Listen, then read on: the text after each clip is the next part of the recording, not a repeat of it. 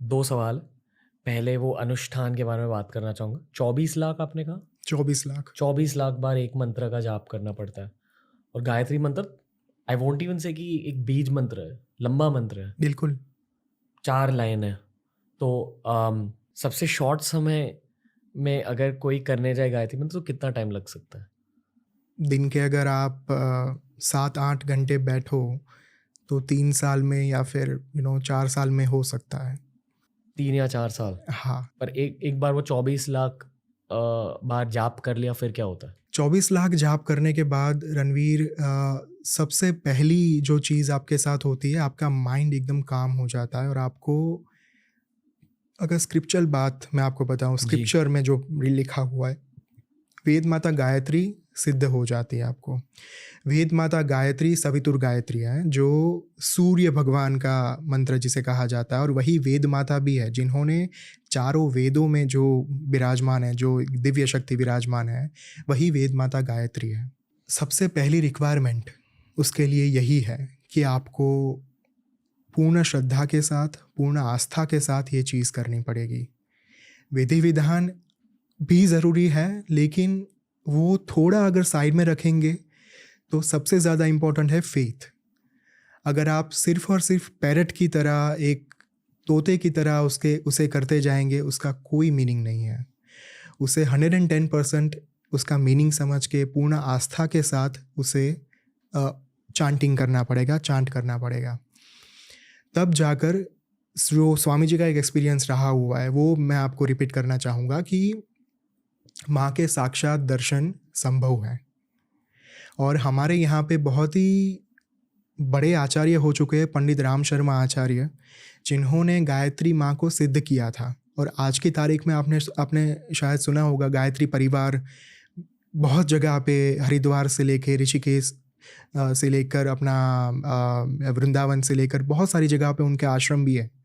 तो गायत्री परिवार के जो संस्थापक थे वो थे पंडित राम शर्मा आचार्य। उन्होंने गायत्री माँ को सिद्ध किया था पहले। तो ये सारी चीज़ें अगर आप पूछना चाहते हैं कि क्या होता है ये सिद्ध करने के बाद, तो माँ के दर्शन होते हैं और यू कैन डू एनीथिंग। फिर तो ये बात है ना कि आप स्वयं सर्जनहार बन जाते हैं, आप स्वयं पालनहार बन जाते हैं, आप स्वयं संहारकर्ता बन जाते हैं। पर जिंदगी में सिर्फ एक बार करना पड़ता है हाँ, अनुष्ठान? बिल्कुल, सिर्फ एक बार? सिर्फ एक फिर बार। उसके बाद अगर गायत्री मंत्र बोला भी नहीं फिर भी गायत्री मंत्र का पावर आपके पास है? फिर अजपा हो जाता है। एक होता है, आप 3 प्रकार से जप करते हैं ना, वाचिक, मानसिक, उपांशु। और चौथी जो अवस्था होती है जप की, वो होती है अजपा। मतलब आपके माइंड में अपने आप, आपको करना भी नहीं पड़ता जप, और वो चलता रहता है अपने आप, दिमाग में 24 घंटे 7 दिन चलता रहता है। तो वही अवस्था में आप पहुंच जाते हैं कि आपको फिर एक बार मंत्र सिद्ध हो गया, उसके बाद आपको मंत्र के पास जाने की ज़रूरत नहीं है। मंत्र आपके अंदर समा चुका है, साधना आपके अंदर समा चुकी है पूरी। उस किताब में इन डिटेल वो साधना बताई गई है, बिल्कुल। पर बहुत ज़्यादा इंटिमिडेटिंग लगा मुझे या फॉर मी, क्योंकि बहुत सारे स्टेप्स थे या और ऐसा लगा कि यार 1 लाख बार भी बहुत होता है। मतलब दिन में कितने घंटों तक प्रैक्टिस करने की ज़रूरत होती है रफली? इसमें होता है अनुष्ठान के आपके संकल्प के ऊपर। मान लो कि आपने 3 महीने का संकल्प लिया है और आपके पास अगर समय की वो कम है कि मैं इतना समय ही दे पाऊँगा, मान लो कि आप दिन में पौने घंटे ही दे पा रहे हो, तो आप पौने घंटे ही करो, लेकिन पूरी विधि के साथ करो और एक माला करो, भले एक माला करो। विधान तो ये कहता है कि आप दिन में अगर 30 माला करो तो आपके थोड़े आगे जाकर पूरा एक स्टॉक आपके पास होगा मंत्र का। लेकिन अगर आपके पास समय की कमी है तो आपको दिन में एक माला करने पर भी उतना ही फल मिलेगा। एक माला मतलब 108 बार? हाँ, 108 बार। Okay. करेक्ट। तो इम्पॉर्टेंट यही बात है कि आप कितनी शिद्दत के साथ माँ को पुकार रहे हो। ओके। आपकी चाहत क्या है माँ को पुकारने की, क्योंकि ये तो होने वाला नहीं है कि आप पुकारेंगे।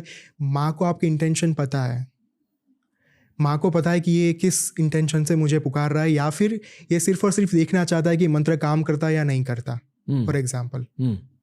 और दूसरी चीज़ जो इसके ऊपर डिपेंड करती है वो है आप किस संप्रदाय से बिलोंग करते हो, आपको किस गुरु ने दीक्षा दी हुई है। एक बहुत ही सुंदर कहानी मुझे स्वामी जी ने ही एक डिस्कोर्स में मुझे याद आ रही है अभी।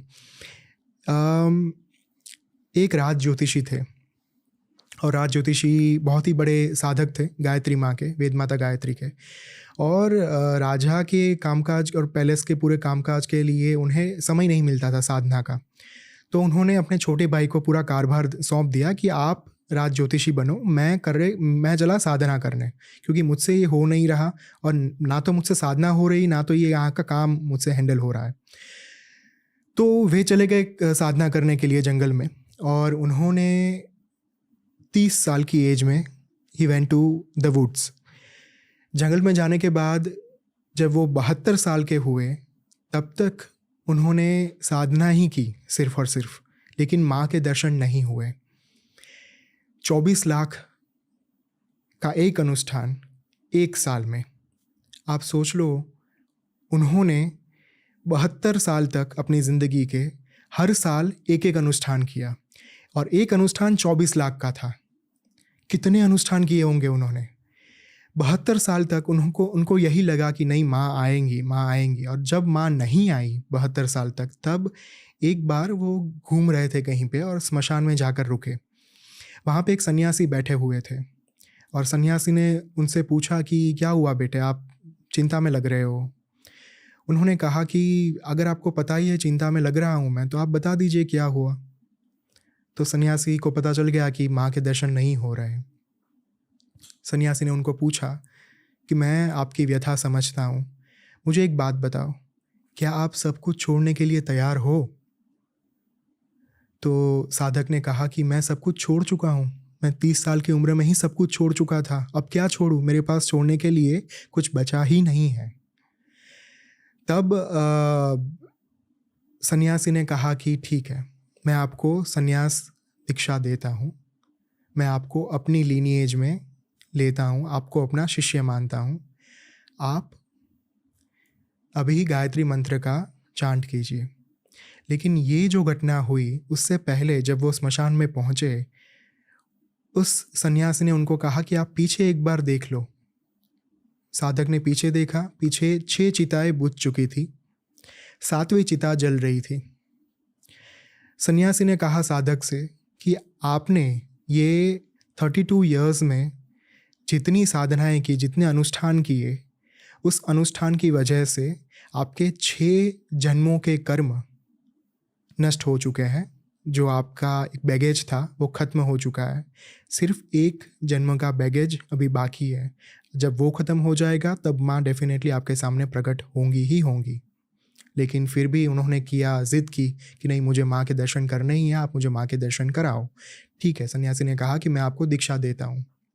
सन्यासी ने उनको दीक्षा दी और कहा कि आप चांट करो गायत्री मंत्र 3 बार। साधक ने 3 बार सिर्फ गायत्री मंत्र चांट किया, तुरंत माँ प्रकट हो गई। माँ के प्रकट होने पर साधक ने माँ के ऊपर इतना गुस्सा किया कि आप कितनी कठोर हो, मैं पूरी ज़िंदगी आपको बुलाता रहा, आपकी साधना करता रहा, कठोर से कठोर सिचुएशन में मैं रहा, लेकिन फिर भी आपको मुझ पर दया नहीं आई। और अभी सिर्फ 3 बार मैंने आपको बुलाया, आपका मंत्रोच्चारण किया और आप आ गई। ऐसा क्यों? आप अगर पत्थर की ही हो तो मैं आपसे यही मांगता हूँ कि आप अभी इसी वक्त पत्थर की बन जाओ। और उस वक्त माँ ने मुस्कुरा के जवाब दिया, वेद माता गायत्री ने मुस्कुरा के जवाब दिया कि जब तक तुम्हें संन्यास दीक्षा नहीं मिली थी, तब तक तुम अपनी साधना के बलबूते के ऊपर मेरा आह्वान कर रहे थे। जैसे ही तुम्हें संन्यास दीक्षा मिली, तुम्हारे जो 7वां जो जन्म था, उसके जो कर्म बाकी थे जलने, वो कर्म तुरंत ही जल गए और मैं तुम्हारे पास आ सकी। तो इसमें दोष मेरा नहीं है, दोष तुम्हें दीक्षा नहीं मिली थी, तुम्हें संन्यास दीक्षा नहीं मिली थी, इस चीज़ का है। और जैसा आपने कहा कि मैं पत्थर की बन जाऊंगी, मैं अभी इसी वक्त पत्थर की मूर्त बन जाती हूँ। और इतना कहने पर माँ तुरंत पत्थर की मूर्त बन गई और वो साधक रो रो के बिलक बिलक के पागल हो गया कि माँ मुझसे गलती हो गई, मुझे क्षमा कर दीजिए, मुझसे अपराध हो गया, मुझे क्षमा कर दीजिए। लेकिन माँ फिर नहीं तब्दील हुई। सन्यासी भी चले गए स्मशान में से। और ये it is the real story ये कहा जाता है कि 92 ईयर्स तक उन्होंने वही स्मशान में रहकर माँ की पूजा अर्चना की थी, माँ की मूर्त की, माँ के विग्रह की। और फिर जब उनका मृत्यु का समय नज़दीक आया तब उन्होंने माँ से कहा कि माँ, मैं कैसे इस समाज को बता पाऊँगा कि आप वास्तव में आपका अस्तित्व वास्तव में है, आप कथाओं में सिर्फ नहीं एग्जिस्ट करती। माँ, आप कोई ऐसा मुझे उपाय बताइए कि मैं आपको विश्व तक ले जा पाऊँ। और तब जाकर माँ ने अपना जो स्वरूप था, माँ ने अपनी जो मूर्त थी, उसे एक श्री यंत्र में तब्दील कर दिया। और फिर वो श्री यंत्र उन्होंने अपने छोटे भाई जो राज ज्योतिषी थे उनको दे दिया। और फिर वही श्री यंत्र आगे जाकर कालांतर में आदि शंकराचार्य जी के पास पहुँचा। तो it is a true story. तो यही चीज़ है कि आप कभी कभी ये हो सकता है कि माँ को पूरी ज़िंदगी बुलाओ तो भी माँ ना आ पाए। अच्छा, यही चीज़ स्वामी जी के साथ भी हुई। 4.5 महीने के बाद जब नागा बाबा ने उनको गाली दी ना रणवीर, वो गाली के बाद जब उन्होंने एक डिस्कोर्स में बात करी, आज की तारीख में भी उनको अपने गुरु के प्रति इतना मान है, इतना आदर है, इतना सम्मान है ना कि हम सोच भी नहीं सकते। Just think about this particular एक सिचुएशन के बारे में। जब आप किसी को गाली देते हो ना, तब आप अपने पुण्य सामने वाले को ट्रांसफ़र कर देते हो। ओह! जब आप किसी को गाली दे रहे हो, आप खुद के पुण्यों को ट्रांसफ़र कर देते हो। जब नागा बाबा ने उनको गाली दी, उसी वक्त स्वामी जी ने ये चीज़ कहीं पे बताई थी डिस्कोर्स में। नागा बाबा की गाली की वजह से माँ ने उनको एक बार ये चीज़ बताई कि मैं आपको वास्तव में बहुत लंबे अंतराल के बाद दर्शन देने वाली थी। आप अपने जीवन के अंतिम अवस्था में होते तब शायद मैं आपके सामने प्रकट होने वाली थी।